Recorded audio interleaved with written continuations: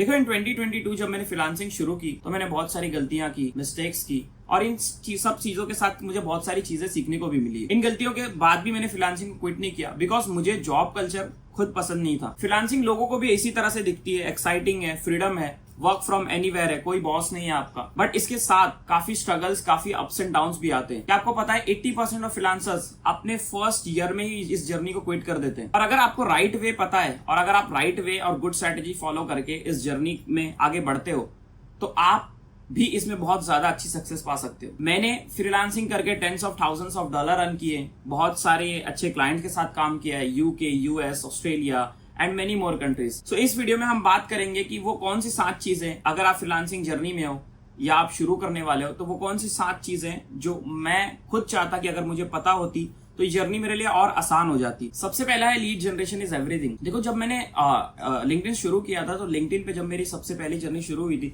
तो मैंने सबसे ज्यादा लोगों को देखकर कंटेंट क्रिएशन शुरू किया था। स्टार्टिंग में जिस तरह से सब लोग क्रिएट करते हैं, टॉप वेबसाइट, मीम्स, इस तरह के कंटेंट मैंने पोस्ट किया। मुझे इतनी ज्यादा नॉलेज नहीं थी, पर इस कंटेंट को पोस्ट करने का जो कॉस्ट मुझे हुआ, क्योंकि मेरे पास एक राइट नॉलेज नहीं थी और उस वक्त मेरे पास इतना पैसा भी नहीं था कि मैं किसी के पास जाऊं, पैसे को इन्वेस्ट करूं, कोर्स लूं और राइट स्ट्रेटेजी सीखूं। मैंने जो भी सीखा यूट्यूब से सीखा, लिंक्डइन पे लोगों को फॉलो करके सीखा।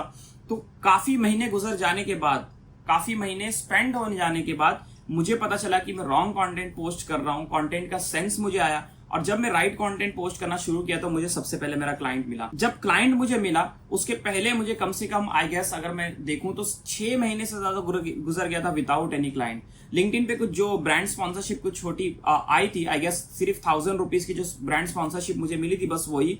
उसके साथ साथ मुझे और कुछ नहीं मिला, बस मैं कंटेंट क्रिएट करते गया जब तक मुझे ऐसा जब तक मुझे प्रॉपर कंटेंट का स्ट्रक्चर और स्ट्रैटेजीज नहीं पता चली, जब तक मैं सिर्फ ऐसा ही कंटेंट पोस्ट करते गया।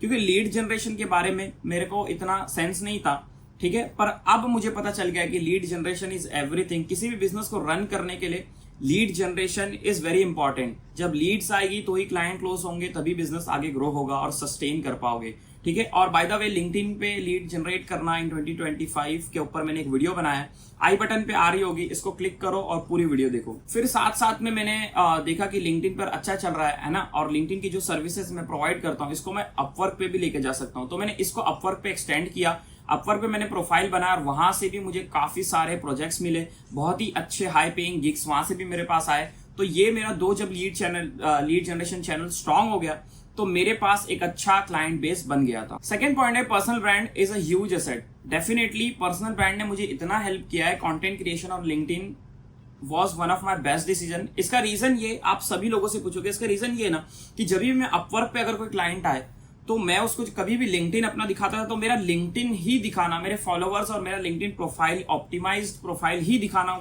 इनफ था। क्लाइंट एग्री कर जाते थे बिकॉज वो लेवल का प्रोफाइल देखते थे जो उन्हें चाहिए था। और कोई भी क्लाइंट जब भी आता था लिंक्डइन पर, उनको लीड जनरेशन सीखना है तो वो मेरा प्रोफाइल देखकर ही मुझ पर ट्रस्ट कर बैठते थे, बिकॉज मैंने अपनी क्रेडिबिलिटी उस तरह की बिल्ड कर ली थी कंटेंट के थ्रू। और मेरे कंटेंट भी बेस्ड ऑन मेरे टारगेट ऑडियंस के थे। मैं अपनी जर्नी को डॉक्यूमेंट कर रहा था, मैं सोशल प्रूफ, रिजल्ट्स, अपने जो भी क्लाइंट क्लोज कर रहा था उन चीजों को शेयर कर रहा था। तो इस तरह से मेरा एक यू कैन से फ्लाईव्हील बन गया था। क्लाइंट्स आ रहे हैं, लीड्स आ रही कंटिन्यूस, और पर्सनल ब्रांड की वजह से बहुत हेल्प हुई है इन लॉन्ग टर्म। इनिशियली तो रिजल्ट्स लोगों को नहीं दिखता है, लोग क्विट कर देते हैं, बट हाँ, पर्सनल ब्रांड बिल्ड करने के साथ साथ में एक लॉन्ग टर्म सक्सेस बनती है। सो पर्सनल ब्रांड ने मुझे बहुत ज्यादा बेनिफिट दिया है, तो डेफिनेटली ये पॉइंट तो बनता ही था। देखो, थर्ड पॉइंट है नॉन लीनियर शेड्यूल और टाइम जोन। डेफिनेटली अगर आप एक फ्रीलांसर हो तो आप सिर्फ एक अपने रीजन के अंदर ही काम नहीं करोगे, आप आउट ऑफ रीजन जाकर अदर कॉन्टिनेंट्स पे भी, जैसे तरह के यूएस, यूके में काम करते हो, तो डेफिनेटली ये 9 to 5 तो है नहीं, बट आपको फ्लेक्सिबल होना पड़ता है, आपको मीटिंग्स लेनी पड़ती है। अभी भी कभी भी कोई मेरा क्लाइंट्स होता है यूएस में तो मुझे इवनिंग्स में मीटिंग्स लेना पड़ती है, और इवनिंग्स में मैं खुद वर्क नहीं करता हूँ, है ना। तो आफ्टरनून के बाद और इवनिंग के क्लोज में 5 PM IST में मैं अपने काम को बंद कर देता हूँ। बट जब कभी कोई ऐसा क्लाइंट आता है जिसको मीटिंग करना पड़ता है मेरे को, तो मुझे अपने टाइम जोन से बाहर जाकर मीटिंग करना पड़ता है। इसी तरह होल जर्नी में अगर आप भी फ्रीलांसिंग कर रहे हो तो आपको क्लाइंट के हिसाब से कभी कभी मीटिंग करनी पड़ेगी। तो इस चीज को भी देखना पड़ता है, इस चीज का भी सेक्रीफाइस करना पड़ता है। अगर आप रात भर काम नहीं करते हो पर क्लाइंट यूएस का है तो उसके लिए तो डे टाइम है, तो आपको इसके लिए एक स्टेप आगे जाके खुद मीटिंग शेड्यूल करना पड़ता है और रात में मीटिंग करना पड़ता है। चौथा पॉइंट है detach your emotions from the game. इसका रीजन ये है ना कि जब आप फ्रीलांसिंग शुरू करते हो, आप लीड जनरेशन, आप मार्केटिंग, हर चीज आप ही को करना है, तो आप उसमें पूरा टाइम और एफर्ट्स पूरे लगा देते हो और यू एक्सपेक्ट कि मेरे पास कुछ रिजल्ट्स आएंगे, और अगर वो रिजल्ट्स नहीं आते तो हम डिमोटिवेट हो जाते हैं, फ्रस्ट्रेट हो जाते हैं और स्ट्रेस लेने लगते हैं। ऐसा नहीं करना है। जब स्टार्ट में मैंने भी किया था, मैंने भी ये मिस्टेक की थी कि जब मैंने फ्रीलांसिंग शुरू किया था तो मैं पूरा टाइम लिंक्डइन पे लगा रहता था, कमेंट्स करना, पोस्ट करना।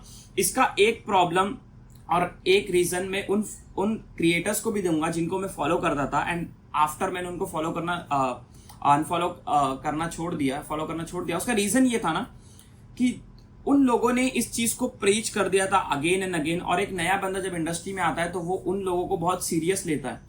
तो जब उन्होंने ये कहा था कि कमेंट्स करो और पोस्ट करो, एंगेज करो, तो उसको मैंने इस तरह से डेडिकेशन के साथ लिया कि मैं पूरा दिन जब भी मोबाइल हाथ में लेता था बस लिंक्डइन पे एंगेज करता था। तो ये सबसे बड़ी प्रॉब्लम थी। एक टाइम बनाना है, एक अच्छा सा स्केड्यूल बनाना है कि इस टाइम पे आउटरीच करना है, इस टाइम पे क्लाइंट्स के साथ एंगेज करना है, इस टाइम पे मीटिंग्स लेना है, इस टाइम पे अपने कंटेंट क्रिएट करना है। तो एक प्रॉपर स्केड्यूल बनाना है अपनी जर्नी का और उसको फॉलो करना है। तो ये बर्नआउट से भी बचाएगा। और दूसरी चीज, अपनी सोशल लाइफ को क्विट नहीं करना है, फ्रेंड्स के साथ हैंग आउट करना है ना, फैमिली के साथ हैंग आउट करना है। तो ये सब चीजें आपको बर्नआउट से बचाएगी, तो इस चीज का जरूर ध्यान देना। पॉइंट नंबर 5 भी रिलेटेबल है, don't spend whole day into freelancing. Social life भी जरूरी है ना, फ्रेंड के साथ हैंग आउट करना भी जरूरी है, और पूरा ही टाइम हर टाइम पे उस चीज काम के बारे में नहीं सोचते रहना, अपने आप को डिस्ट्रैक्ट करना है, वरना ये गेम बोरिंग होने के साथ साथ आपको फ्रस्ट्रेट भी कर देगा। लॉन्ग टर्म में सस्टेन होने में प्रॉब्लम आएगी। आपको भले ही ये चीज अच्छी लगती हो, बट इसका एक स्केड्यूल, एक सिस्टम आपको बनाना पड़ेगा, एक स्ट्रेटेजी के साथ आपको चलना पड़ेगा। पॉइंट नंबर 6 से you will where heavy head. जैसे कहा जाता है ना कि फ्रीलांसिंग में आप वन मैन आर्मी हो, आपको मार्केटिंग करना है, सेल्स करना है, आपको ऑपरेशंस करना है, आपको स्ट्रैटेजी खुद करना है, डिलीवरेबिलिटी क्लाइंट को खुद करना है, क्लाइंट मैनेजमेंट खुद करना है, एवरी सिंगल थिंग आप खुद करते हो। तो इन चीजों को आपको प्रॉपर डिस्ट्रीब्यूट करना पड़ेगा, बिकॉज आप अगर इन चीजों को प्रॉपर नहीं करते हो, प्रायोरिटी नहीं देते हो उन टास्क को जो कि is very important to run your business smoothly. अब इसमें प्रॉब्लम ये आती है कि बहुत सारे फ्रीलांसर्स इसमें इग्नोर करते हैं, जिस तरह से मैंने काफी चीजों को नेग्लेक्ट कर दिया था इन द जर्नी।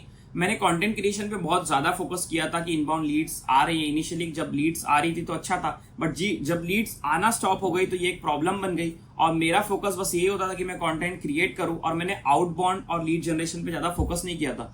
तो जब एक वक्त आया कि मेरे पास लीड्स आना ही स्टॉप हो गई, कंटेंट कब चेंज हो जाएगा, एल्गोरिथम कब चेंज हो जाएगा, आपका कंटेंट स्प्रेड होना कब बंद हो जाएगा, आपको नहीं पता एल्गोरिथम पे आप डिपेंड नहीं हो सकते। तो मुझे इसके बारे में किसी ने कहा था भी, बट मैंने उसको इग्नोर किया। ये मेरी मिस्टेक थी कि एक ना एक दिन आपको आउटबाउंड करना ही पड़ेगा। अगर मेरे को उस वक्त से पता होता कि लीड जनरेशन और आउटबाउंड इतना इंपॉर्टेंट है कि मैं लीड जनरेट करूंगा तो मेरा बिजनेस स्मूथ चलेगा, और डेफिनेटली ये सेंस भी बनाता है, बट उस वक्त में मैंने इस चीज को इग्नोर कर दिया, नेग्लेक्ट किया और इतना ध्यान नहीं दिया, कंटेंट क्रिएशन में ज्यादा फोकस किया और लीड जनरेशन पे कम। तो इसके वजह से मुझे प्रॉब्लम्स भी काफी पड़ गई। 7th पॉइंट है अपस्किलिंग करना अपने आप को। एज अ फ्रीलांसर आप एक स्किल सीख कर उसको प्रोवाइड कर रहे हो, डिलीवर कर रहे हो क्लाइंट को, राइट। बट अगर आप अपने आप को अपस्किल करते जाओगे, स्टेजेस पर अप लेवल करते जाओगे, तो ये आपको लॉन्ग टर्म में बहुत बेनिफिट देने वाला है। आप लीड जनरेशन में अच्छे हो, ठीक है, और नए टूल्स के बारे में पढ़ो और नई इंडस्ट्री अपडेट्स लो। अपस्किल करना बहुत जरूरी है, इससे आप एक स्टेज से नेक्स्ट स्टेज पर जाते हो। जिस तरह से अगर मेरी जर्नी बात की तो मैं 2022 में मैंने लिंक्डइन शुरू किया था। लिंक्डइन शुरू करने के साथ साथ मैंने उसमें घोस्ट राइटिंग सर्विसेज को प्रोवाइड करना शुरू किया, पर्सनल ब्रांडिंग सर्विसेज को।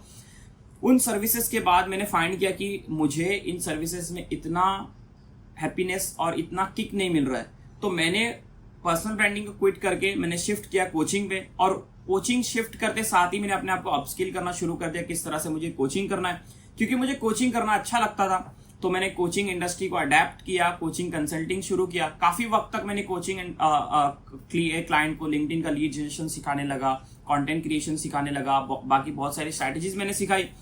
उसके बाद में कोचिंग कंसल्टिंग के साथ साथ में अब मैं अपने आप को अपस्किल कर रहा हूं टू स्टार्टअप्स, बिकॉज मेरा विजन और गोल बहुत बड़ा है। तो मुझे स्टार्टअप्स में एंटर करना है। मेरी जो भी स्ट्रैटेजीज और इयर्स ऑफ मार्केटिंग एक्सपीरियंस मुझे स्टार्टअप्स में इंप्लीमेंट करना है जाके। तो इसलिए अब मैं अपने आप को स्टार्टअप्स की बुक रीड्स करता हूँ, स्टार्टअप्स के बारे में पढ़ता हूँ और स्टार्टअप से रिलेटेड कंटेंट और लोगों के साथ कनेक्ट होता हूँ। तो इस तरह से आप अपने आप को अपस्किल कर सकते हो, लोगों को फॉलो करो, क्रिएटर्स को फॉलो करो और लाइफ के हर स्टेज में अपने आप को एक स्टेप और आगे लेके जाओ हर बार। सो आई होप ये वीडियो हेल्पफुल होगी। इसमें मैंने ट्राई किया कि जो 7 पॉइंट्स मुझे काश पता होते जब मैंने फ्रीलांसिंग जर्नी शुरू की थी, तो काफी सालों और मंथ्स का टाइम बच गया होता। बट ये वीडियो आई होप आप लोगों के लिए हेल्पफुल होगी। वीडियो अच्छी लगी हो तो लाइक करना, जो भी क्वेश्चंस हो, कुछ सजेशन हो तो कमेंट्स में जरूर बताना। मिलते हैं नेक्स्ट वीडियो में, जब तक के लिए टेक केयर।